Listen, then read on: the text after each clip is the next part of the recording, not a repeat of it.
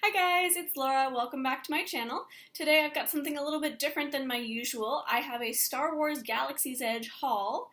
I'm going to talk about my experiences with Galaxy's Edge a little bit, and I have my 100 subscriber giveaway. Yay! It's very exciting. I'm very excited for that. So first to start out with, Galaxy's Edge, it's amazing. It's amazing.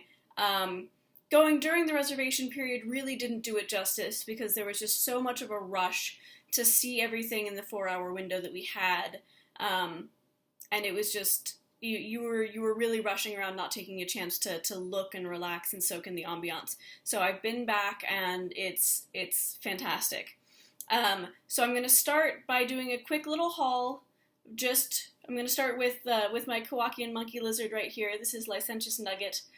So this is one of the things that's available in the creature stall. He is controllable. He moves.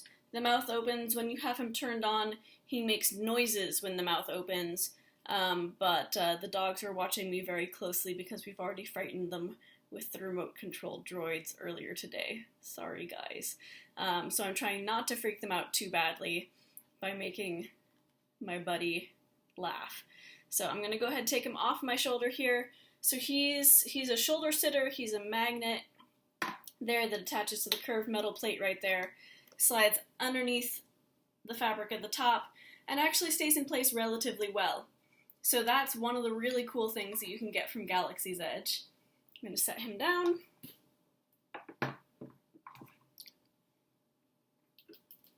Second thing we got is also from the same creature shop, and it's a bantha, and again the bantha makes noises. All the things from the creature shop are interactive in one way or another. Most of them make noises or they move, and that's very cool. It's very well done. We'll probably be picking up some more creatures in the future to bring home. But yes, so the bantha, cute little buddy. So I'm going to show you guys the Merchant and Food Guide to Galaxy's Edge real quick. So Savi's Workshop, it's where you can build the lightsabers. There are 4 different styles that you get to choose from, and then you get to pick pieces off of the tray for that style out of the options. And then there's the Droid Depot, where you get to build your own droid. You can either build an R2 unit or a BB unit. We've built one of each. If you're really building it for something that's customizable, where you can buy some of the accessories and play around with them, you want to buy an R2 unit, because the BB units roll around over their entire body. There are no accessories available for it, with the exception of the personality chips, which were out of stock, whereas the R2 units, you've got different manipulator graspers, you've got the little rocket pads that pop out from the sides, you've got the Bar 2D2 bartender setup, you've got all sorts of stuff that you can buy. So that's very cool. But I sort of wish I'd realized that before I built the BB unit. I might have gone with an R2 instead. The BB units are also very difficult to control. I have named mine BBLX2 for my very stupid dog. So,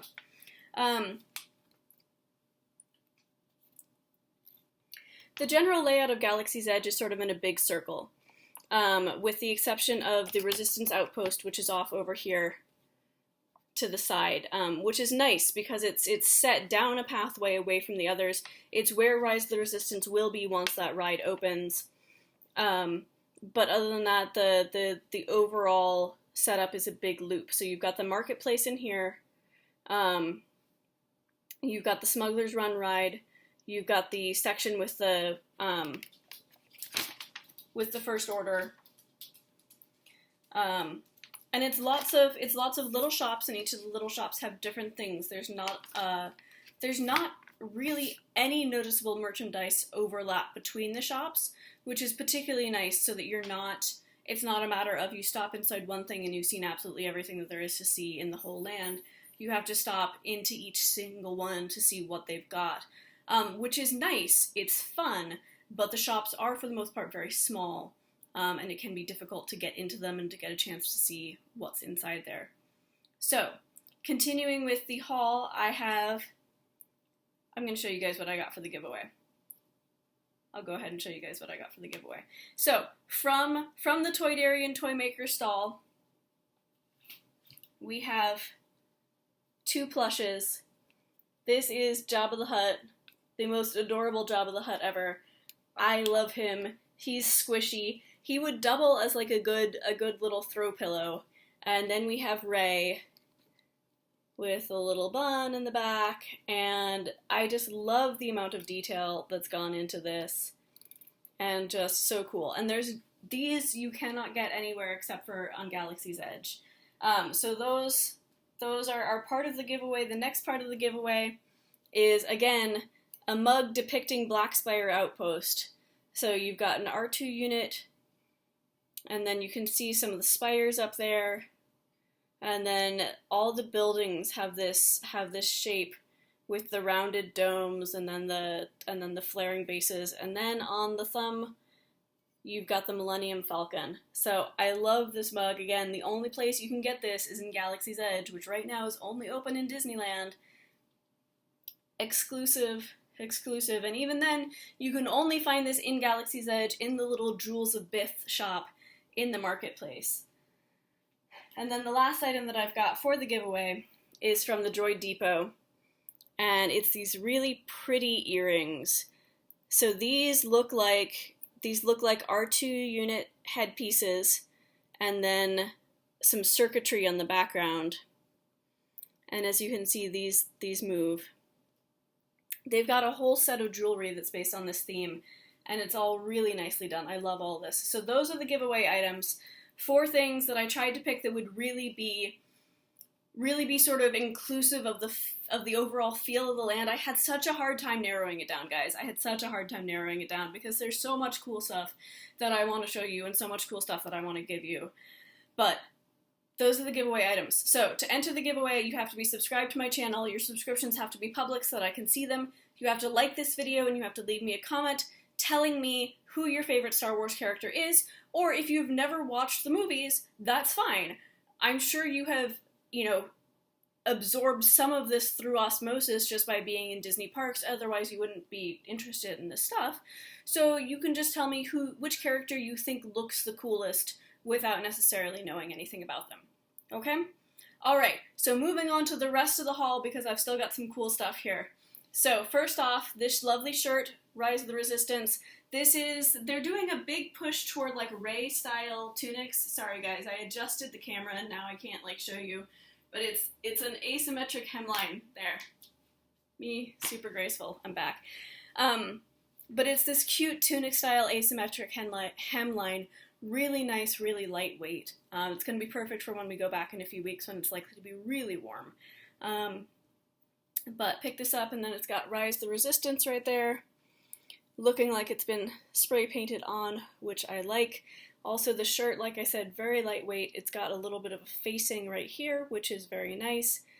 And other than that, the hems are finished with this sort of overlocked detail to look like Rey's tunics.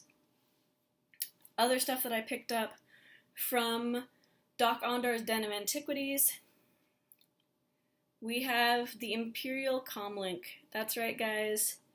You too can get out of the trash compactor by using your Bluetooth communicator, Imperial Comlink. I have to say, this is when we went during the reservation period, I was being very careful and not spending a lot of money, and this is one of the things that I bought immediately because I just knew that I had to have it. I was hoping that it would be a little smaller. It looks a little big to me compared to movie size. However, when you consider that it's an actual functional object, I will cut them a little slack for that one. And it comes with a little belt clip. Comes with a little belt clip right there, so you can slide it onto your Stormtrooper belt when you are not using it. It's rechargeable. Charger port is down there. You've got controls for the volume. There we go. Controls for the volume. Controls to for forward and backward if you're using it to listen to music, and the control to begin or end a phone call down there on the bottom. So Imperial Comlink, Bluetooth enabled, and thankfully it also comes with some instructions for how to use it, because those controls are very subtle. When I picked up the Comlink the first time, I couldn't even find the controls. So yeah, Doc Ondor's Denim Antiquities, they have so much cool stuff in there, I almost bought some of the little Jedi statuettes for the giveaway, but I didn't. Next up, if you're working your way down the marketplace, you've got Kat Saka's kettle roasters, where you have kettle corn, and the collectible popcorn bucket is a mouse droid. So, mouse droid opens up. Got some very usable space in there. Thankfully, when you get this with the popcorn, they give you the popcorn in a little paper bag, so you don't have sticky popcorn bits all inside your mouse droid. And this is the perfect size to use for a purse, which is actually what I've been doing. And then on the back here, we have the I'm Celebrating Galaxy's Edge button in Aurebesh that I got from Megan, who works in guest services. Thank you, Megan. She recognized my Hera Syndulla sweatshirt, and we had a nice little chat, and she was kind enough to give us the buttons. So yes, mouse droid, popcorn bucket, about $20, definitely worth it. The wheels roll, by the way. They roll a little too easily. I nearly lost it off of the counter a few times when I first got it because of how well it wants to go rolling away from me. So just a heads up on that one. If you get that, be very careful. And then the next big thing that I've got. So, I'm sure you have all heard about Opus Cantina by now. It's very cool. It's very cool. It's one of the high demand areas in Galaxy's Edge, and so they are on a same-day reservation program for it, because it is the only place in Disneyland except for Club 33 where you can buy alcohol. You're limited to 2 drinks per person, whether alcoholic or non-alcoholic. You, of course, have to show ID before buying alcohol. You check in at up to 15 minutes before your reservation. They track who you are, where you're sitting, how long you spend in there, because it's a maximum of 45 minutes. But the decor is amazing. You've got Rex, the old pilot droid from Star Tours, working as a DJ there. And I have to say, the music is surprisingly catchy. It's surprisingly catchy. I would not, if they came out with a CD of DJ Rex's music, I would probably buy it, even though it's really not my thing in general. But it's very, very cool. So we got some coasters. So this says Opus Cantina. So on the back, they're all the same. We picked up 3 different ones. We got 1, and then 2, and then 3.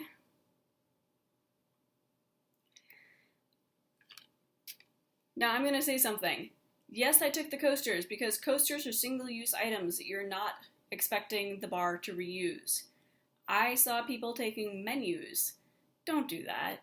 Don't be one of those people. Don't take one of the things that's designed for multiple uses. That's not cool. That's not cool. Like, coasters, yeah, sure, fine, whatever. They're literally gonna get thrown out after you leave. But don't be that guy. Don't be that guy that takes the menu. Don't be the people putting the frickin' sporks up on eBay. I mean, don't do that. Don't ruin it for other people. Anyway, there are 2 drinks available, 2 drinks and 1 beer flight available that come with special collectible mugs. One of them is sort of the Mai Tai equivalent, which comes with this Endor mug. I love the Death Star up there with the Falcon flying away from it. And then you've got the Ewok victory dance on the speeder bikes.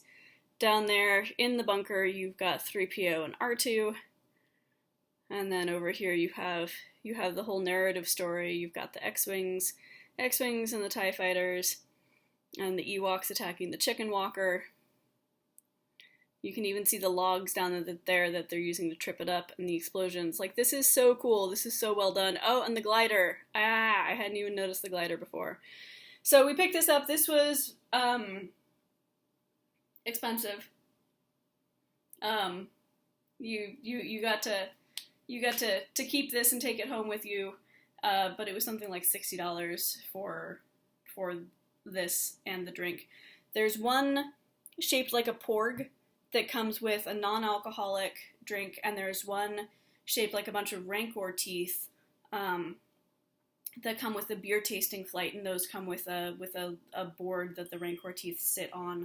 But we started with that one for right now. It's really cool. It's really well done. I love the amount of detail and thought that went into that, and it's just so perfect for the setting,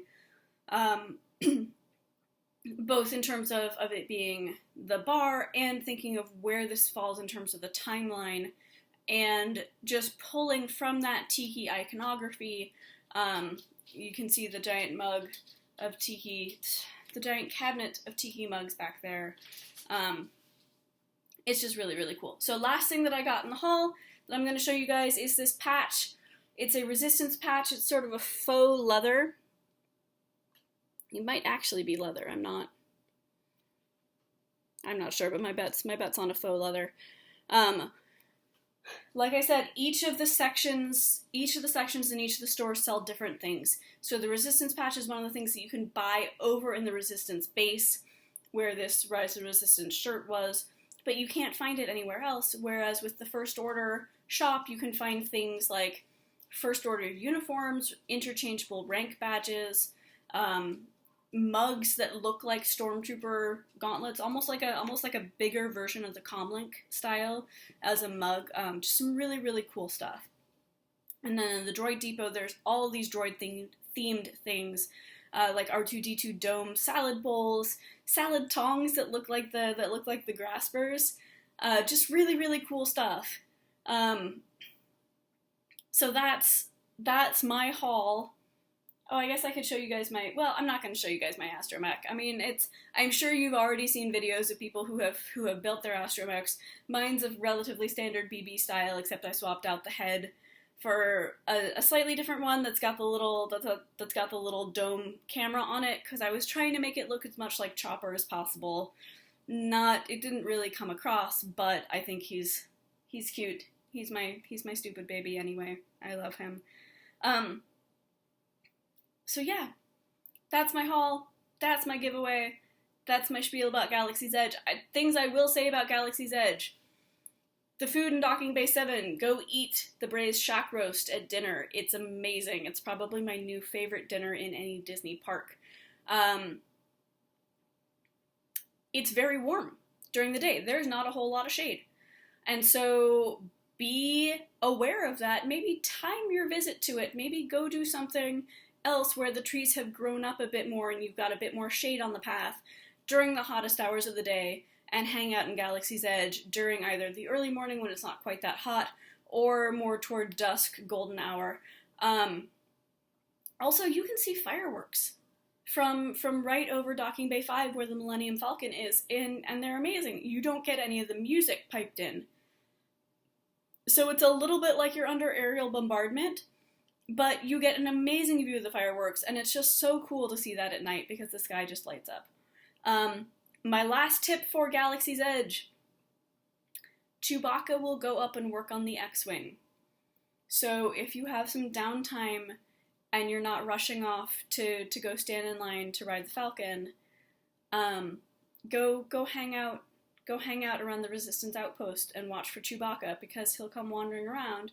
And sometimes he'll go walk up and we'll go work on the X-Wing, and sometimes Rey will go up and try to fix the X-Wing with him also. And that was just really cool to watch. That's one of those interactions that makes them feel like they're living there.